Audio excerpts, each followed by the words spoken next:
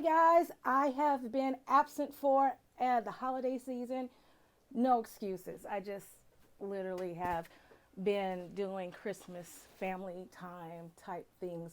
So I haven't been here to talk to you about my favorite homeschool resources, but I'm back and I literally scooted all the craft mess and everything to the side so that I have a nice, neat space to talk to you today about skip counting. Skip counting, you say? Child's play, perhaps, but and I know the jury's out. I know there's a lot of people who will disagree with me on that one. So feel free. Say, Alicia, you're totally wrong. I don't agree with you. It's horrible. Say it in the comments. But honestly, this is from my experience and the advice that I took early on. I am a fan of skip counting. I've seen it work with my four littles. They have wonderful number sense. So skip counting in conjunction with the other number sense kind of building activities that we do has helped. Case in point, all of them learned to skip count first. Again, we did classical conversations, which, if you're not familiar, is a community where kind of like a co-op. That's the best way I can. They say they're not a co-op, but that's the best way I can describe it. Homeschoolers get together one day a week and do memory work in 7 different subjects.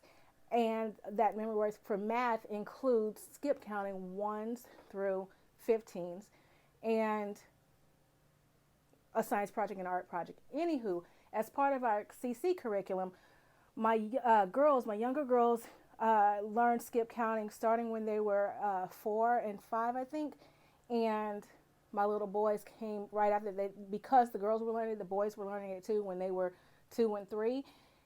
And we learned skip counting through songs.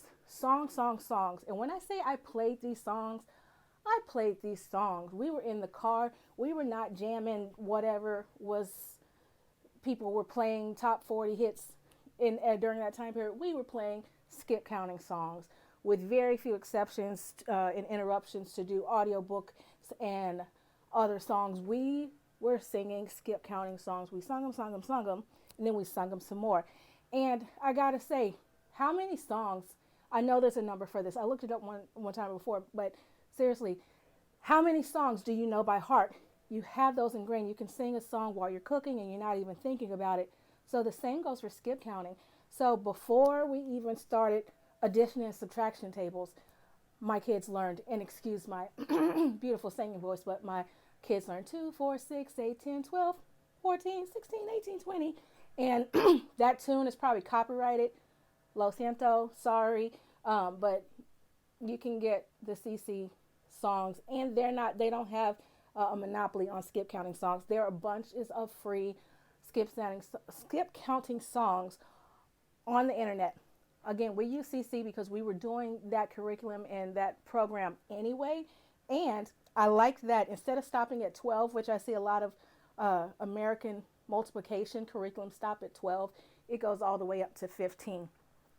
So I like that. I just might as well, if you're learning it, you might as well learn those 3 extra facts. Anywho, how I saw it manifest as a benefit in my kids is that they really understood quantities better, the relationship. Instead of just learning multiplication facts, they understood what kind of that meant in the grouping things better. Teaching multiplication tables were never an ordeal. Now, they getting fluency and doing it quickly is where we use things like extra math. We use the old school. We printed out worksheets and they'll erase themselves. We use flashcards and things like that. But it's, oh my word, y'all, I'm back. My video cut out.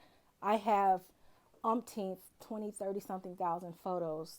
I'll look up the number. It's this number of photos and videos on my phone. So I need to clear up some space, and my video recorder made sure to tell me that. Anywho, I should feel shame, but I don't.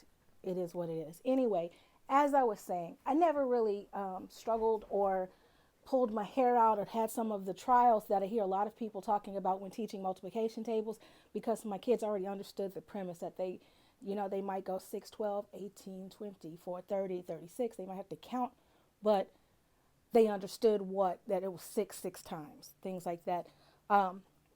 And again, not having to any kid that really struggled with that, I attribute that to having learned the skip counting songs. So that is my number one recommendation on that. Classical Conversations. So they have an app on Android and Apple. It's kind of expensive as far as apps go. They're $16. So you can get that app. It also comes with other things. You can also find it used on eBay. Just look for the Classical Conversations CD, companion CD. They did change the songs between edition 4 and 5.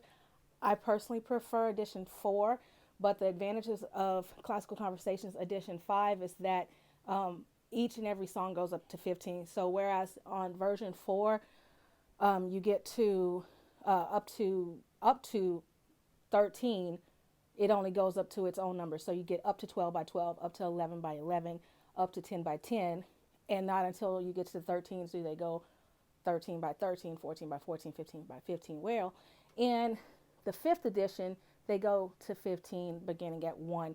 So there's an advantage of that. But we prefer 4th edition probably because that's what we learned first. And by the time the 5th edition came along, we were old dogs. We were not trying to hear new tricks. So, but you have that option. Again, you can look on eBay. You can go to places like the Homeschool store. If you're here in Houston, they have used Homeschool stores. I would search the interwebs for a used CD, or again, you can, if you purchase from the website, last I checked, tell me in the comments if this changed.